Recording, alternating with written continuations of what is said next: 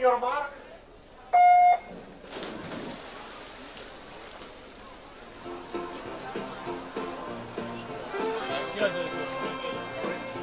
Dunque Michael Meyer in corsia 4A centrovasca, atleta classe 1990, in piena preparazione per l'appuntamento più importante, ovvero i Giochi Olimpici in Brasile, a Rio de Janeiro.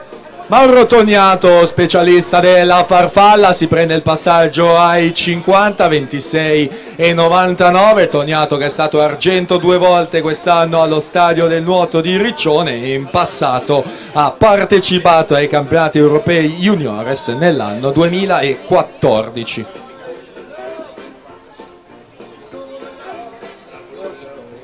Intanto siamo alla virata dei 100 metri con Michael Meyer in corsia numero 4, frazione dorso 32,25, Leonardo Bardin 34,24 e in terza posizione Mattia Santi 34,28.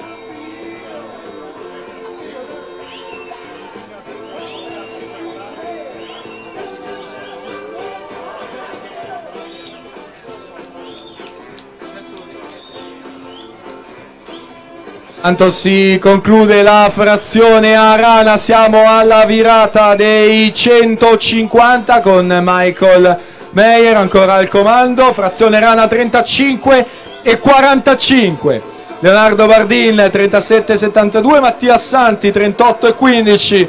Attenzione, c'è un annuncio squalifica relativo alla serie 2, atleta in corsia 1 Dylan Bonaguro, squalificato nuotata irregolare, frazione rana. E siamo alla volata conclusiva a stile libero con Michael Meyer in corsia centrale, si aggiudica questa prima serie con 2:04,60, new competition record. Michael Meyer. Leonardo Bardin 2:08,53, Francesco Peron con la frazione stile libero sale in terza posizione 2:09,18.